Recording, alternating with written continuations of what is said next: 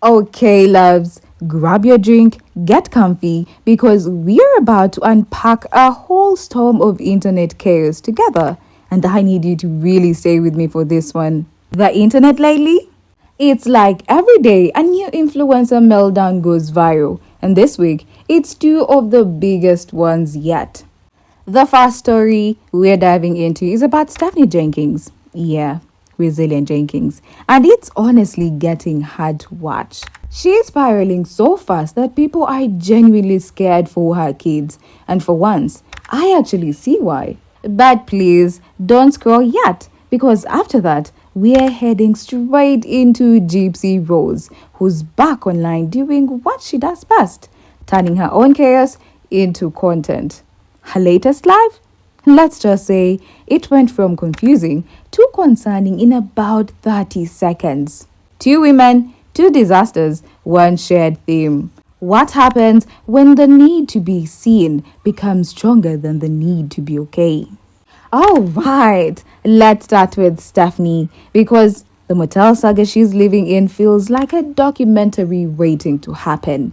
Stephanie starts one of her latest videos reflecting on her past content. She says she's rewatched her older, pre-viral TikToks and realized something.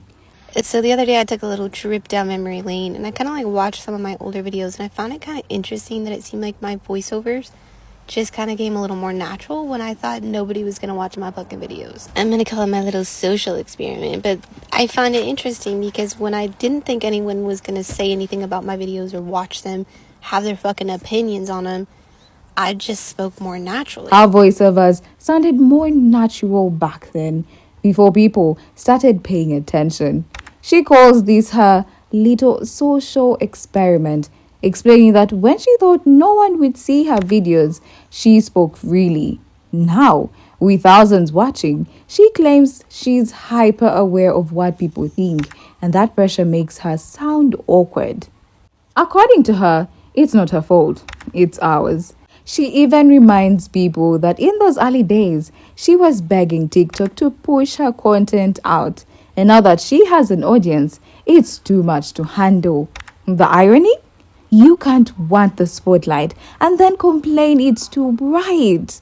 When I didn't think anyone was going to say anything about my videos or watch them, have their fucking opinions on them, I just spoke more naturally. Anyways, yeah, I've definitely changed quite a bit since then, but I just found that kind of fucking interesting. From there, she moves into what she calls her everyday mom hustle, showing herself making breakfast and packing lunch for the kids. The camera pans across her small kitchen. She talks about multitasking in a cramped space, and it's supposed to be inspirational.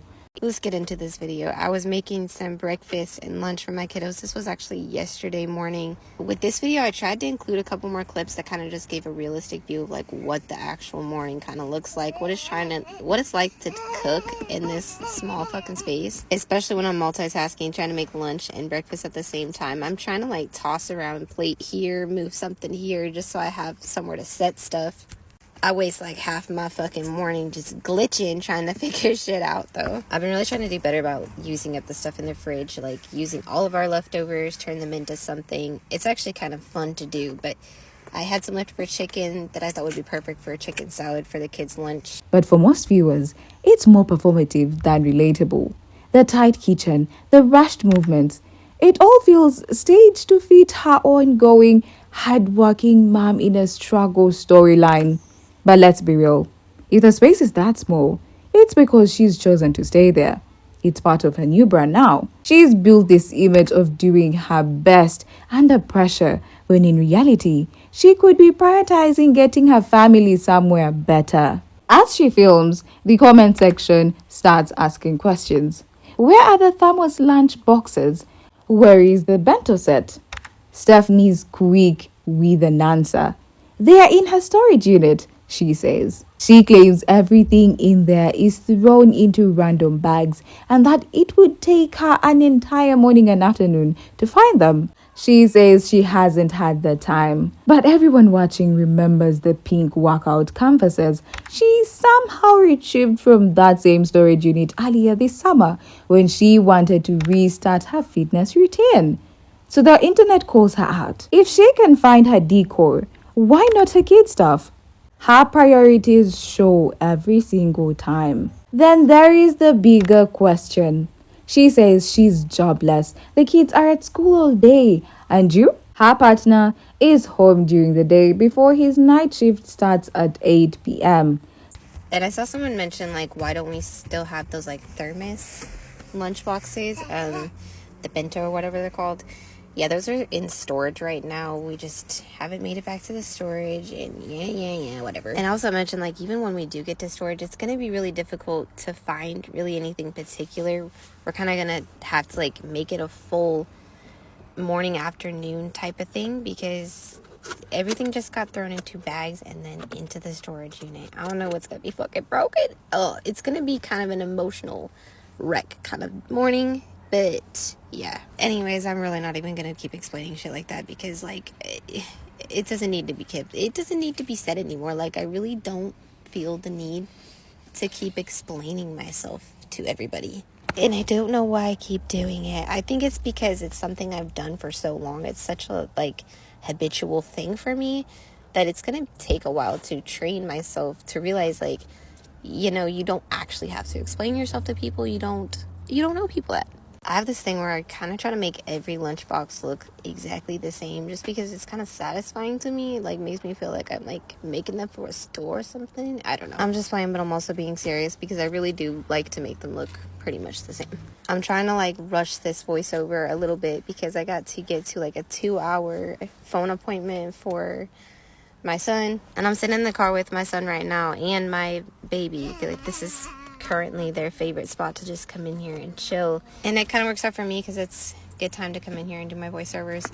So yeah, you'll hear the noises of them just playing around in the car. But so my kids just started their, like, after school program that goes on through the fall, and I think they actually have it through spring. So why can't she take a day to organize the storage? Unless, as Juicy's sister once claimed, that storage unit was actually auctioned off because they stopped paying for it. Stephanie and Drew deny it, calling it just a rumor, but it fits too neatly. Every time someone asks about something in storage, there is an emotional deflection. The story never changes, but nothing ever gets found. And let's not forget, they were evicted mid-school year. If the kids' lunch boxes were so essential, why were they even packed away? The choices don't make sense unless you admit the truth. Some of those things probably aren't coming back, which would also explain why Stephanie keeps saying she doesn't know what she'll find broken in there. It's easier to frame it as emotional avoidance than admit the items might be gone. Then we get to the part that even made her followers wince.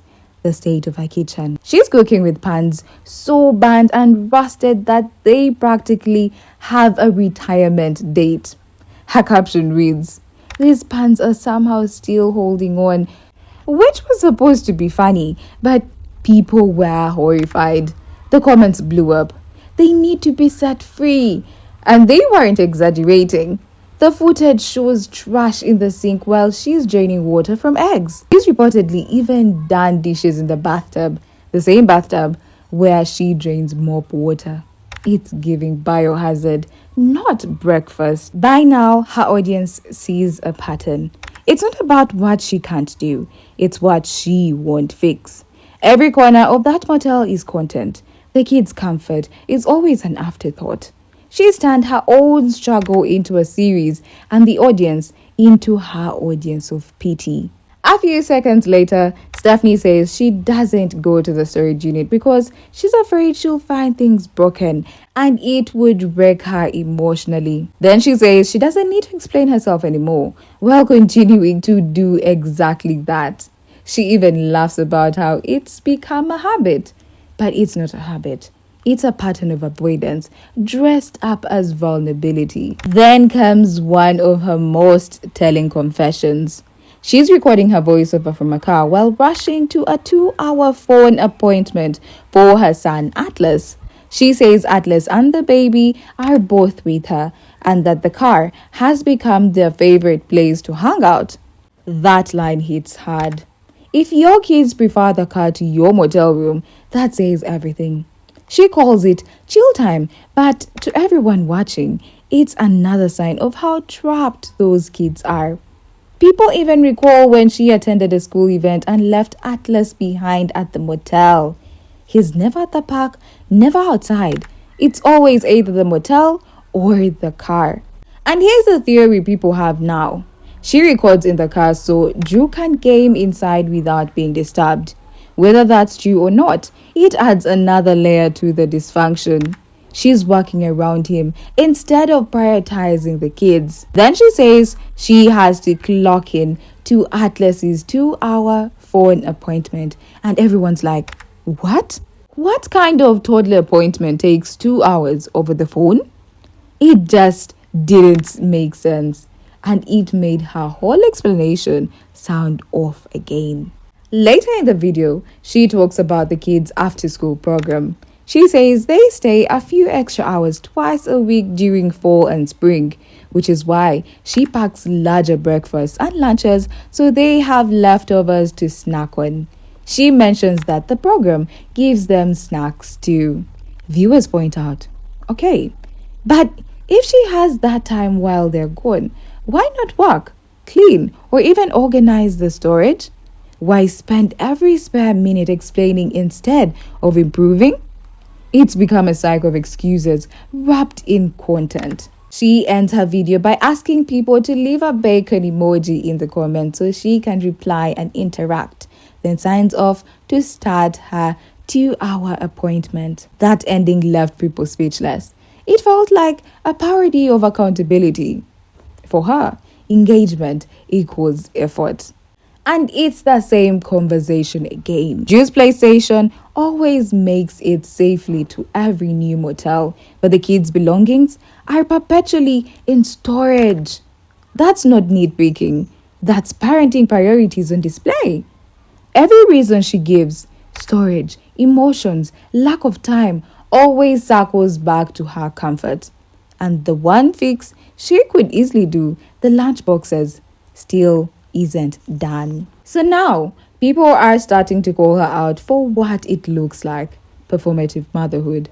Every new clip, every frustrated sigh, every I am trying my best caption is a performance of trying, not actual trying. And the scariest part? While she's feeding the algorithm, those kids are just getting leftovers of time, energy, and care. Quick reminder before we move on, don't go anywhere because we're diving into Gypsy Rose, who's somehow managed to outchaos even Stephanie. If you think that the first story was wild, wait till you hear what went down in that live. You'll see exactly why people are saying she's lost every bit of self-awareness she once had. So, let's talk about Gypsy. She goes live with her best friend, Brie, and from the very first second, it's pure chaos. They're bouncing between random topics, laughing 1 minute, oversharing the next. Pretend. Then when you leave and then you take a shower that night and you step out of the shower like, People on Reddit, they are at it already. I don't think I've ever seen GRB in a live stream this animated. What is going on? I've never heard your baby scream one time Never. since we've done this live. never. But yeah, I just wanted to make that clear. But then, in the background, her baby starts crying.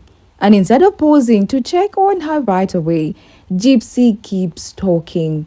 Viewers say she hesitated, looked unsure for a second, and only after a moment decided to pick the baby up and keep streaming. But what got people talking wasn't just the baby crying. It was Gypsy's entire demeanor. She is talking too fast. Her southern accent gets thicker. Her movements are jittery. Her jaw keeps shifting side to side. Viewers start commenting that something seems off. Some even claim she looked like she might be under the influence of something, pointing to the jaw movement, the exaggerated hand gestures, the hyperactive energy. And just to be clear, that's speculation. No one has proof. But in true internet fashion, that didn't stop anyone from forming a narrative. And that narrative caught fire for a reason. Her husband Ken has had his own share of online mess, allegedly doing the same thing on live, even with his daughter in the frame. There have been whispers of CPS involvement and even rehab, though again, those are viewer claims. Gypsy has said before that they both decided to quit substances and get better. So seeing her back on live acting this way, it triggered every old rumor at once. The internet assumed relapse, and from there, it spiraled. Then came the moment that made headlines. Someone in the comments brings up, "Justice for Dee," and Gypsy snaps. She goes off on her mother, cussing, calling her a terrible parent, saying she doesn't understand why anyone defends her. She even claims that justice was already served because Nick, the man who helped kill Dee, is in prison. But viewers immediately point out the flaw. Gypsy never went to trial. She took a plea deal. She got a lighter sentence. And then those old emails resurfaced, where she admitted to manipulating Nick, playing along with him. It made her look even worse.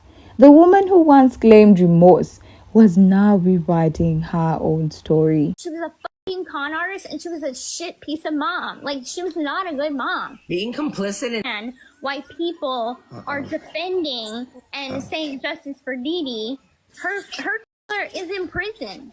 Yep. And then And you'll never hear us saying that either, Gypsy. No, because as far as I'm concerned, she got her justice.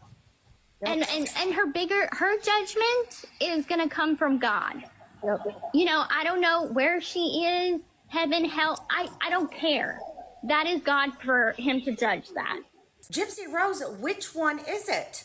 Because earlier you said this. But I choose to remember her for the good that was in her heart, that I truly believe was there.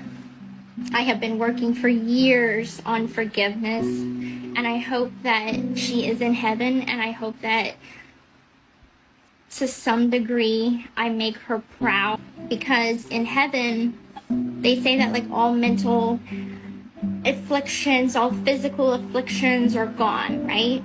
God makes you perfect in heaven. So if you take away the mental afflictions that my mother had, then I think what's left is a good person. At the end of the day, is a good person. Do I have regrets? Oh yeah, I've got many. Gypsy Rose is upset at the, dare I call it, movement, the Justice for Dee movement that is focused on exposing GRB's lies with the evidence, the facts of the case. She said before that her mom had Munchausen by proxy, but there has never been an official diagnosis. She said Nick manipulated her, but her own messages show she was calling the shots. It's the same cycle. Gypsy switches between victim and villain, whichever role gets more sympathy that week. Then, viewers started pulling receipts.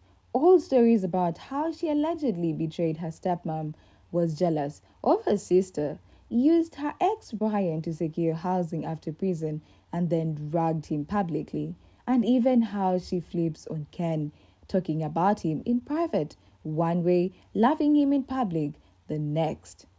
Her friend Brie, according to some, is even used as her buffer, the one who says the harsh stuff so Gypsy doesn't have to.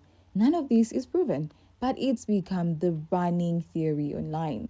Gypsy always got someone else to play bad cop.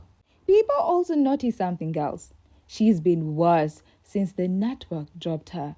Without the cameras, editors, and PR filters, the unfiltered Gypsy is back. The two-faced side everyone suspected seems to be front and center. Now people are calling for FOIA case documents to be recirculated so newer fans can see who she really was in the first place. At the end of the day, this life didn't just make her look bad, it made people question if she's changed at all. Between the energy, the baby in the background, and her anger about Dee, it painted a picture of someone still addicted to chaos. The same manipulation, the same deflection, just now live streamed to 9 million followers. And now, with CPS still reportedly monitoring, viewers are wondering how long this can go before someone steps in. If Gypsy wants people to believe she's reformed, she's got to start acting like it. Because right now, her lives look less like confessionals and more like self-sabotage on display. So what do these stories have in common? Both Stephanie and Gypsy are trapped in performance loops. Stephanie is stuck proving she's a good mom, while Gypsy is stuck proving she's a changed woman. One hides behind motherhood, the other behind redemption, but both are too busy proving to actually improving. For Stephanie, it's simple. Better living conditions, a little organization, some accountability. That would speak louder than any voiceover. For Gypsy, it's cutting back on the drama, focusing on her child and showing that she can live off camera for once. Until they both do that, they are not role models, they are warnings. So I'll leave you with this. At this point, do we stop watching? When creators' chaos starts affecting their kids, maybe it's time to click away. But we both know the internet won't. So like, comment and subscribe if you're ready for more follow-ups because both of these stories, they are far from over.